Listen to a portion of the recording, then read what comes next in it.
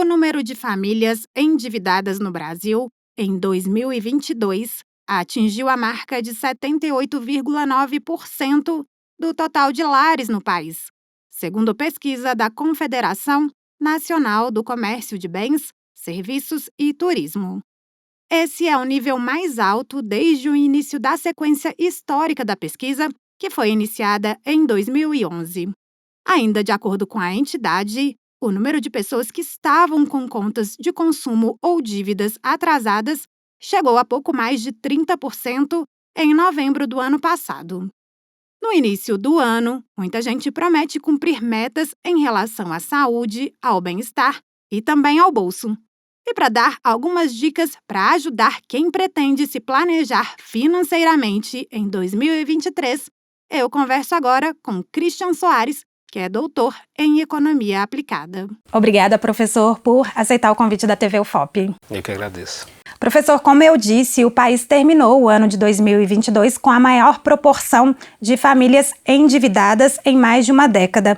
De que forma o orçamento das famílias tem sido prejudicado e por que as pessoas chegaram nesse nível de endividamento? Acho que o principal motivo que a gente pode constatar, é porque a gente vem justamente de um período pós-pandemia que afetou toda a economia do país e principalmente as famílias, devido ao alto nível de desemprego. Então as pessoas acabaram que, por aumentar esse endividamento ainda mais, para que elas pudessem sobreviver ao longo desse período. E professor, qual é o principal tipo de dívida do brasileiro e qual o tempo médio que ele leva para pagar essas dívidas? Nós temos basicamente 3 tipos de grandes blocos de endividamento dentro do país, que seriam eles o cartão de crédito, o financiamento e também os impostos, que eu falo no sentido, por exemplo, como conta de água, luz, esses do dia a dia mesmo.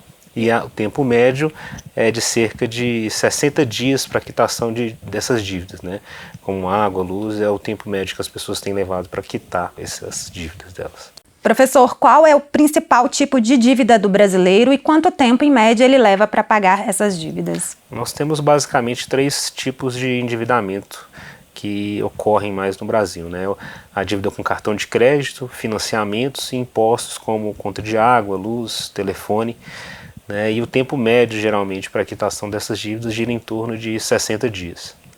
Professor, evitar as dívidas não é apenas uma questão de controle de orçamento, O que nós podemos entender como saúde financeira? A saúde financeira, ela está ligada à forma, a maneira como a família ela consegue controlar todos os seus gastos diante do orçamento que ela tem, Então a gente tem lá, as pessoas recebem um salário e se elas conseguem assim cumprir com todas as suas obrigações ao longo daquele período, geralmente um mês aí que ela tem para quitar as suas contas. Pensando nas principais contas do início do ano, como IPVA, IPTU, material escolar, qual é a melhor forma de pagar essas contas, parcelado ou à vista? O parcelado nunca é uma alternativa muito interessante, A gente entende que muitas vezes é muito difícil para o brasileiro, as pessoas fazerem esse planejamento, mas o ideal às vezes é, por exemplo, como a gente acabou de passar a final do ano, tem o 13º, então utilizar desses recursos para que assim ela possa fazer um melhor planejamento, A vantagem que a gente tem ainda nesse ano é que, por exemplo, contas como o IPVA vai começar a ser pago somente em março.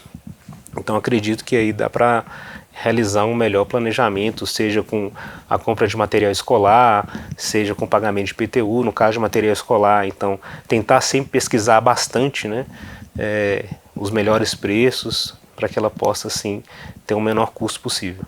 E para quem já está endividado, professor, como sair dessa situação? A primeira questão, na verdade, é ela entender quais que são essas dívidas, E com base nisso, procurar alternativas, por exemplo, como renegociação de dívidas, seja com o próprio banco, procurar um profissional adequado para ver quais que poderiam ser as alternativas para que ela possa fazer essa quitação, O próprio Serasa hoje em dia já tem um plano de pagamento disso, de quitação de dívidas com valores mais reduzidos. E para quem está com a saúde financeira em dia, qual é a melhor forma de guardar o dinheiro? Aí ela vai ter que analisar quais que são os objetivos dela com relação a esse dinheiro, né? Ela pretende viajar, ela pretende guardar para uma aposentadoria, ela pretende simplesmente só guardar para alguma emergência, então ela tem que pensar muito bem nisso. Então, uma questão que às vezes a gente sempre reforça com as pessoas é que é importante elas terem sempre uma reserva de emergência, né? Que é você ter ali pelo menos durante 3 meses o valor do seu salário que você tem para quitar todas as suas dívidas e assim sobreviver melhor. Né? Então assim elas podem procurar um profissional, procurar o seu gerente do banco para que ela possa direcionar melhor esses investimentos. E de que forma a economia do país afeta diretamente nosso bolso? Principalmente no que tange a questões, por exemplo, relacionadas à inflação, desemprego, tudo isso afeta diretamente o consumidor. Por quê? Porque a partir do momento que você tem inflações mais altas, né, isso tudo vai ser repassado para os preços dos produtos, né? Então isso vai tornar o custo de vida, né, da população mais caro e acaba ficando um pouco mais difícil, né? Seja com taxas de juros muito elevadas, inflação alta, né? Isso tudo prejudica nós todos.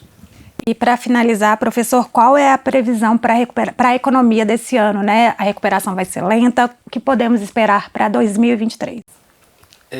Apesar de ainda estar muito recente, né, esse início de novo governo, né, ele ainda vai ter muitos entraves a serem enfrentados, né. A expectativa é de que realmente a economia esse ano possa ter pontos positivos, né, melhoras em termos, por exemplo, de acesso a crédito, emprego, né, renda. Mas é muito cedo para a gente bater o martelo e falar assim, a economia vai crescer, não vai crescer, justamente por conta das dificuldades que o atual governo vai ter que enfrentar e ter que mostrar, né, questões de reajustes fiscais que têm que ser realizados para que assim a gente possa afirmar, né, mas acredito que as expectativas sejam positivas.